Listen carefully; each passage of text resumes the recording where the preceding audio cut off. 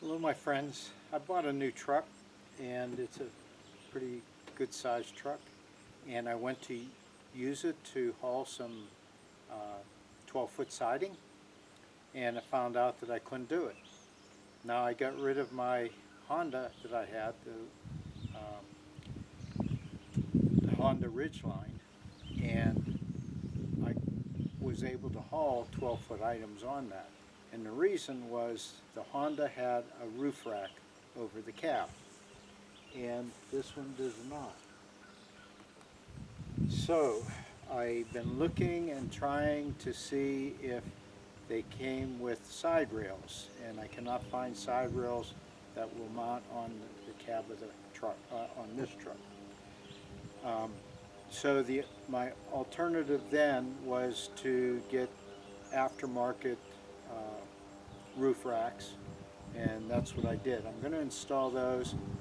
With those racks, it should allow me to haul 12-foot length items.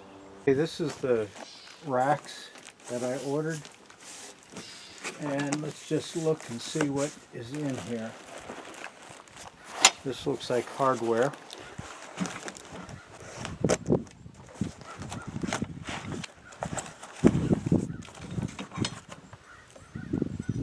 Okay.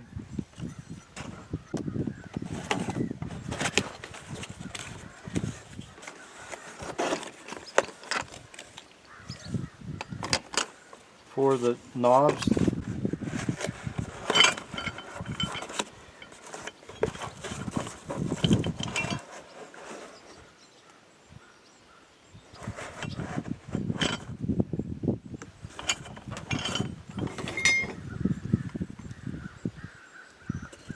two different lengths. There's 8 of these. Those are longer, these are shorter ones. Okay, this rubber strap, this looks like the strapping that goes into the groove of the cross members. And if you don't use this, they have a tendency to whistle. And right now I can hear one of my kayak racks whistling when I'm driving. That looks like instructions.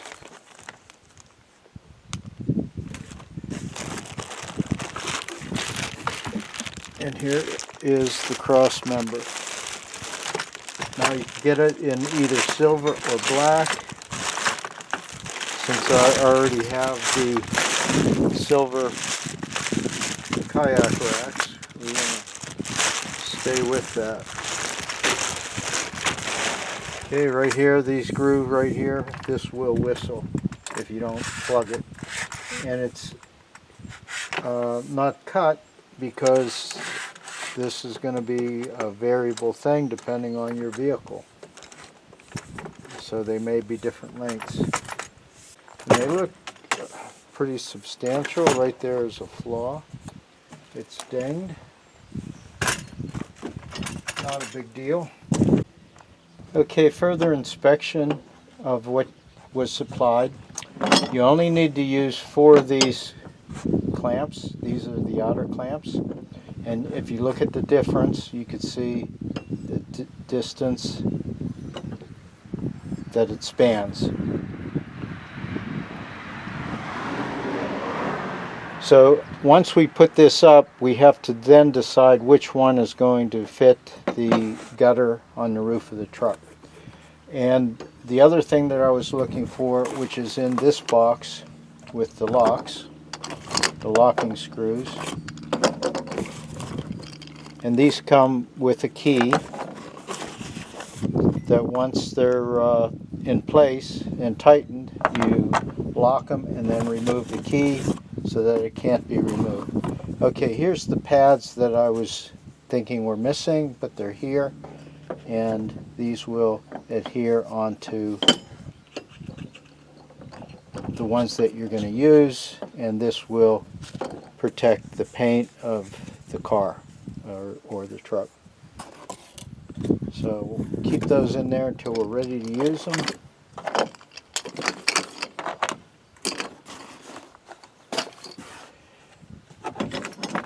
Okay, this unit here, you see it slides And you'll make it symmetrical when you put it up on the truck roof, that it's in the same distance on both sides. And this rubber fits inside. It'll have to be cut into 3 parts, but first we need to know what the spacing is before we make the first cut. If you don't use this, this gap in here will whistle when you're driving. Okay, now these end caps, and if you read the instructions, they're written by Chinese and some of the wording might be very confusing, but I think a lot of this is just common sense. These caps have to be, they call them lids. The caps have to be removed, and you can't easily pull them out, but you can tap them out that way. And this will allow you to insert the rubber onto the, or into the groove. Okay, this will have to go back in for me to get the adjustment on the roof. We'll temporarily stick this back in, or not. We'll leave those out because I'll have to pop them out again. Okay, now we're going to have to set this up on the roof, get the exact location of these, cut our inserts, slide those in, reassemble this, and then put it up on the roof.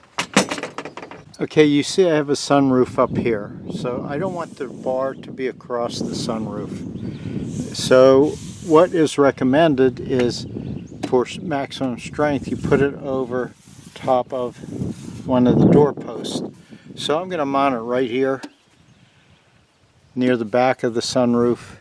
That'll be the forward mount, and the back one will be as far back as the mount will allow me to go.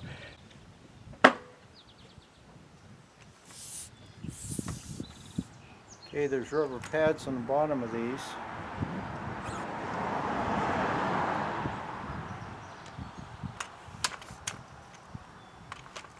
And this one wasn't completely on, so you're going to have to inspect those to make sure they're in the right position.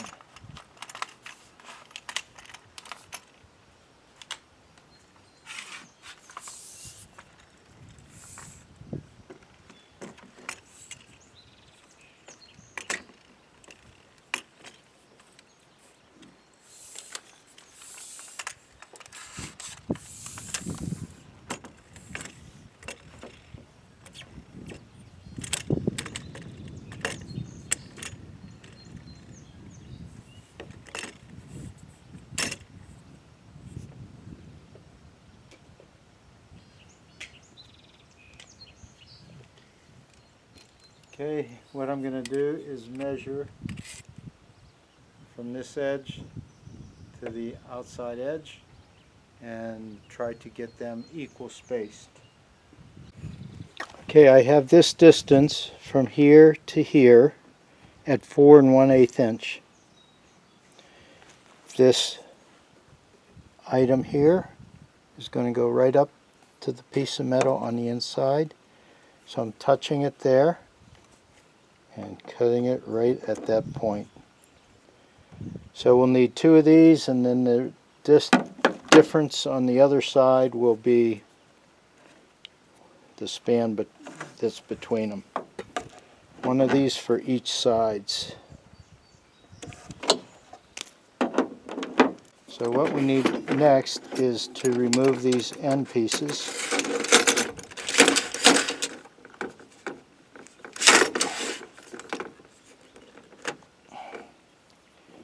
Okay, that one's off. So we don't have to move the other one, we'll just slide that.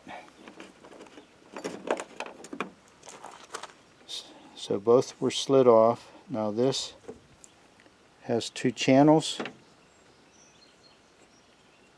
We match the channel. That slides all the way down to the other end.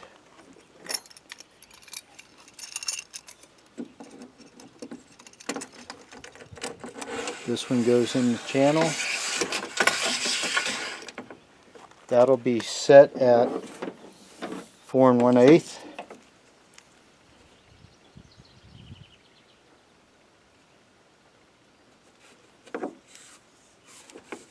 This is the spacer in between the two.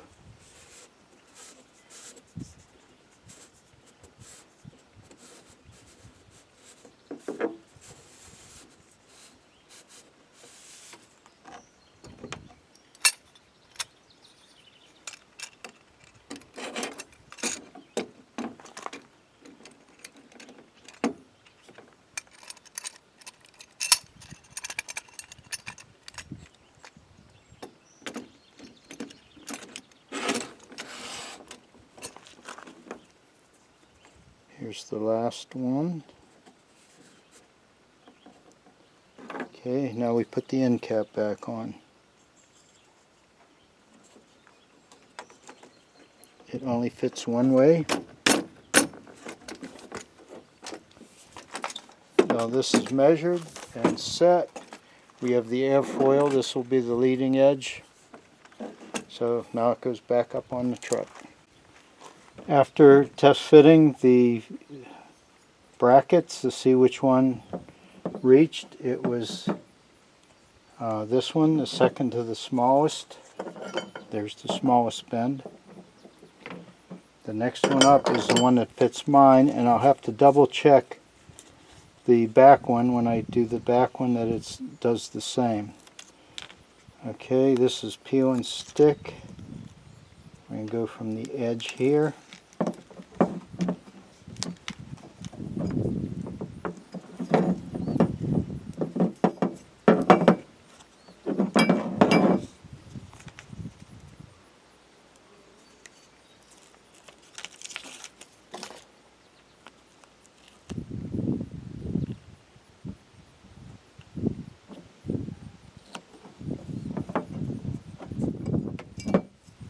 Okay, that's ready for the roof. Okay, back here you can see that has the screw. We have to have that turned so the screw can come in and hit that part of the nut. That's the locking mechanism. Okay, what you need to see here, this piece here that goes into the channel, this lever here has a cam on it, and when you pull it, it pulls this closed or tight.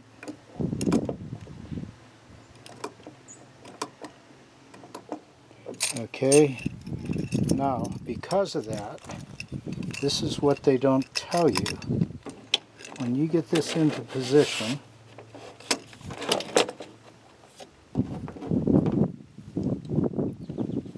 reassemble this. The dimension here was measured on the truck. I'm going to put this end cap on. Okay, now from here there's not enough room for the bolt to reach, but if you take this cam, and this takes quite a bit of force, you have to push it all the way.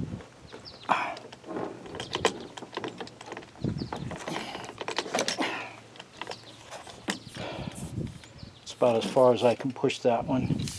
And we got to do the same to this side. Then the bolt will just reach.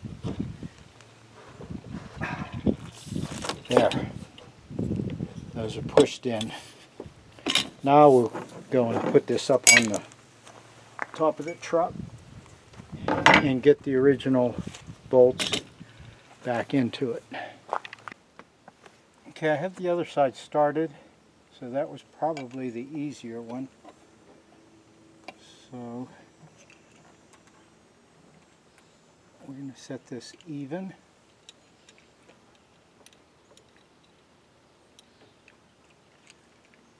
I can feel the back side of the bolt. It just touches. Okay, I'm trying to cheat here.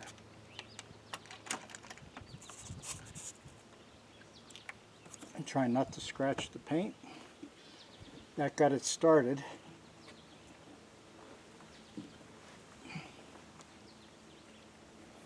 And I'm right over top of the door post. Okay, now that it's started, we want to start tightening this up. And it looks straight. I'm turning it until I can just feel the nut or the bolt coming through the back of the nut. Now I'm going to tighten the other side up the same way. I'm going to tighten the two of them evenly.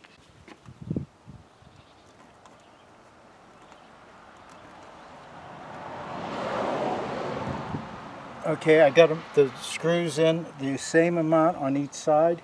Once you do that, remove the key. That frees this up.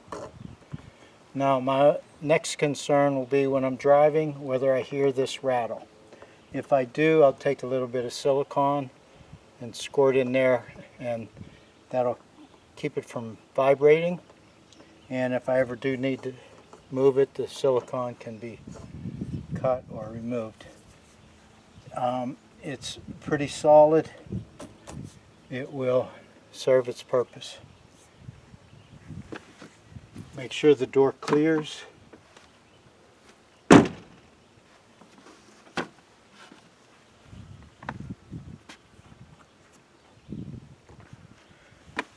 It's gonna do. Okay, my kayak rack gave me 4-foot span.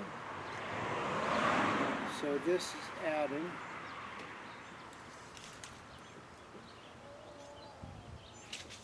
We have 9 feet span now. Should be no problem carrying 12-foot lengths.